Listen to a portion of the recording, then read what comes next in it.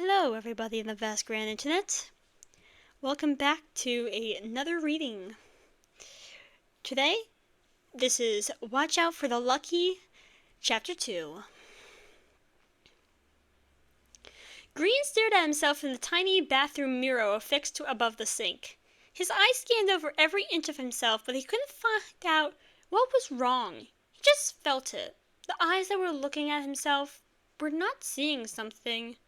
He stood in his usual vigilante outfit, getting prepared for the audition that was only a few short hours away.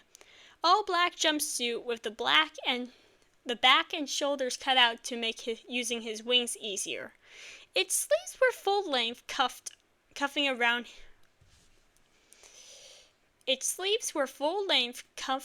around his wrist tightly.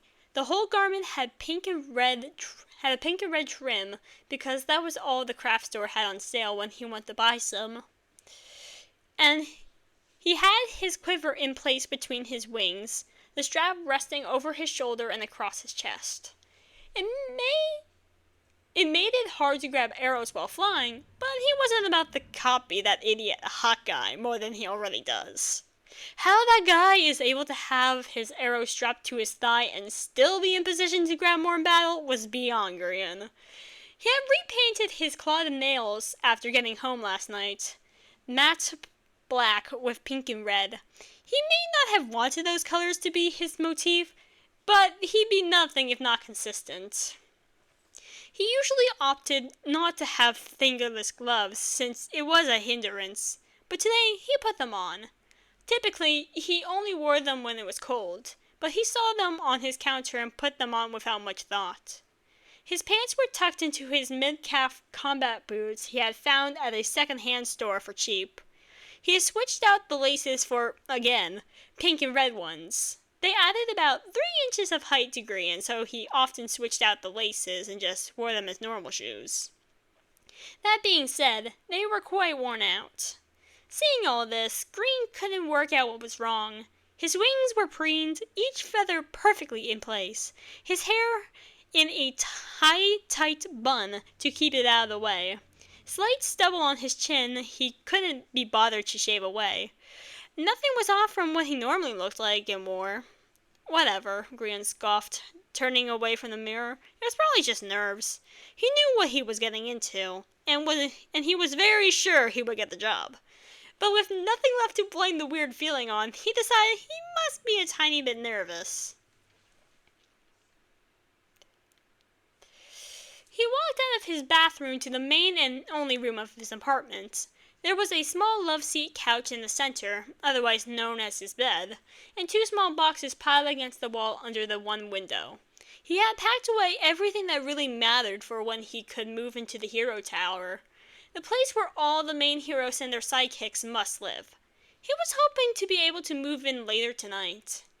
Checking one last time that his quiver was stocked full of pink-tipped arrows, he opened up the window, doing his best to try and shimmy out onto the outcropped roof of his downstairs neighbor. Getting his wings through was always the worst. He was a small guy, but not jumping out of the window smoothly small.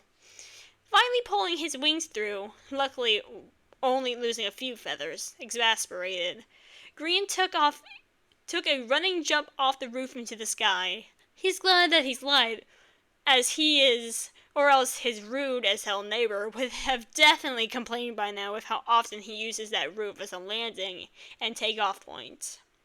The flight was short by high off the ground. While it was true he wasn't the only person with an ability of flight in the city, quite the opposite. Flight was one of the most common powers. He really didn't want to be recognized on his way to the hero tower. Even as high up as he was, the hero tower was always in his sights, visible from almost any point in Hermitopia Empire, while not even being the tallest. It was bright compared to every other building, as if commanding everyone's eyes to look and stare and watch it. It was multiple levels of purple and white brick, utilizing one-way glass for the windows from bottom to top. The lower levels were said to be office space, while the uppermost floors were for the heroes. Something about being able to keep an eye on the city, but Green thought that was bullshit. likely it was that they just wanted to feel even more powerful than they already were. Weaving his way through the alley between the tallest buildings, Green started to descend from his flight. He landed a few blocks away from the actual tower, stumbling slightly in the dilapidated alley. The uneven road was dirty with trash and rainwater runoff. Gross. But he started to fix himself up from the flight, smoothing his hair back into a perfect bun and tucking his pants back into his boots. Green startled badly when he heard a crash from his left. He jumped back, knocking an arrow quicker than a wink, poised in the direction where the sound emanated. Eyes searching for the culprit turned up nothing other than a pile of trash stacked precautiously beside a rusting dumpster. Then slowly emerging from the black bags was a white and gray plump cat with striking green eyes. Green lowered his bow with a relieved sigh, eyes scanning the area still. Finally, seeing that the assumed danger had passed, he got down on his knee while he replaced the arrow and bow back into their holsters. He held his hand out as the cat came up to him, meowing incessantly. It was oddly social for a street cat, Green thinks. Then again, this cat didn't look very dirty so much that they just made a break for escape. Well, not his problem. The cat will find his way home. He was a vigilante for people, not for last cats. With one last scritch to the chin, Green pulled his hand back and stood up, preparing to leave the alley. He got one step into the process before the cat waltzed in front of his feet, then dropped onto its back, showing their soft white belly and purring loudly. Okay, maybe now it was his problem. That was the cutest thing he'd ever seen. He had never had a pet before. Well, any that he can remember, at least. He thinks that his sister Pearl may have had a cat before it was her favorite animal. As it was her favorite animal.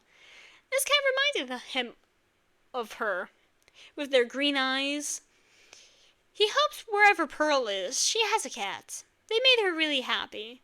Maybe if he could get out of this alleyway, he would be one step closer to finding her.